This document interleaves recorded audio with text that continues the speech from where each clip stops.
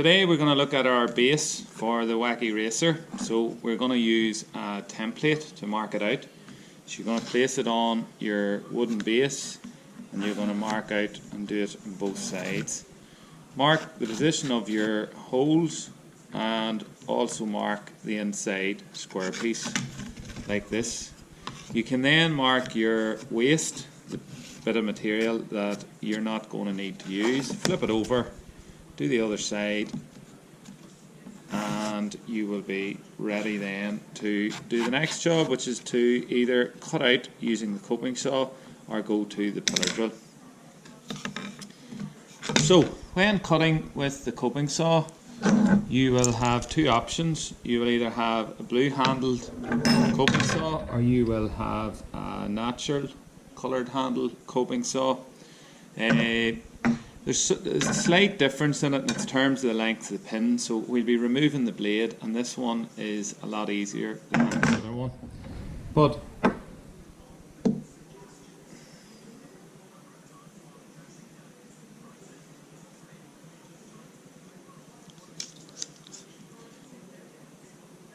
whenever you're adjusting your coping saw blade, if you need to remove the blade or you need to adjust the angle, you loosen back the handle by holding the pin and also hold this metal bar of the frame, and then that'll allow you to rotate the pins and rotate the blades.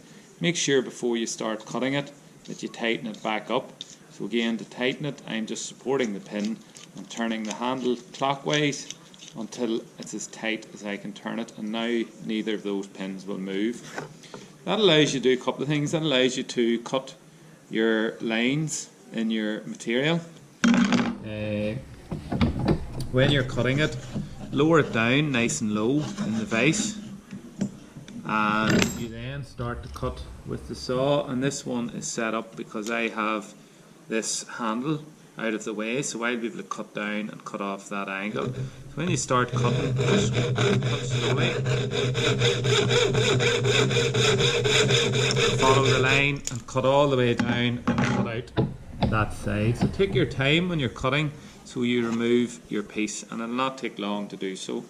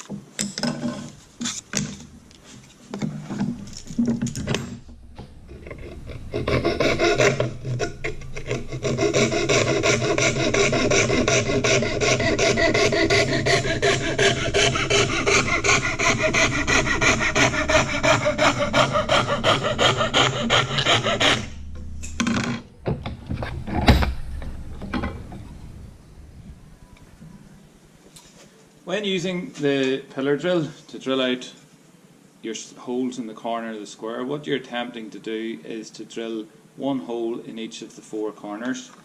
To do that, you're going to put it into this here, which is called a machine vise. You're going to bring it over and line it up with your first hole. You're going to tighten the handle in the machine vise. Everything else is set up to go. You then push the green stop button, pull the drill down through the hole, and then click the stop button to turn it off. Then all you need to do is loosen the machine vise, slide your piece across to the next position, tighten it in again and drill the second hole. When it comes to drilling your third and fourth holes, you simply turn your piece over, slide it across again, line it up, tighten, and drill your hole. And the last one then can easily be done. Just be careful that you don't pull down the handle too quickly in the drill bit. Go slow so it drills through nice and even.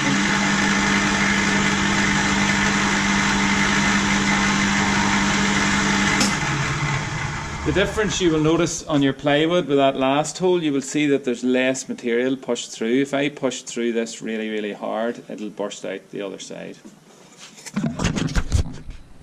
The next job is to remove this piece of plywood. So this is an internal shape that we have to cut out. And to do that, you're going to have to remove the blade of the coping saw. We need to get the blade running through one of these holes and connect with the saw to allow us to do this. So to make life easier, I'm going to put this in the vise. You'll see that I had the handle already started to loosen. If I loosen this as much as I can, right to the end, there's quite a bit of turning to do it, and then what you'll notice is when you've loosened it out enough, this little blade will simply pop out. So you can see that just lifts out there if I show you in the camera. So I just pull down and that's how I know it's out enough. So this has to go through the hole, and then I put it back into the saw, and then I will hold the pin. If you can see there, just holding the pin and tighten the saw blade back up. Make sure both pins are pointing in the same direction, and if you remember from earlier, what I can do is I can turn both pins to point this direction, so it will keep the handle from getting caught in the material. So having selected the position to point my blade in, I make sure tighten all the way back up. Both of these pins are pointing in the same direction, and then I'm ready to cut.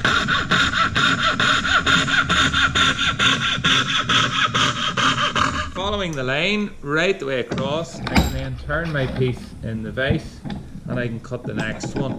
And again, very quick and easy, I'll have cut off.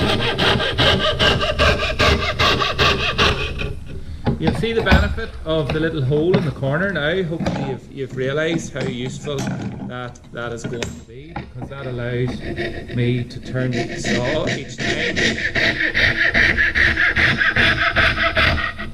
And the final cut, now you'll see a problem here, if you can see it on the camera, because now I can't get the blade across because of the direction of the handle. So I'm going to have to loosen the pin a little, and I'm going to change the direction of my blade, loosen it so it's easy to turn both pins. If you can't turn them, loosen it more, and eventually when the tension comes off, you'll be able to point them both in this direction now. I've removed the handle, put it off.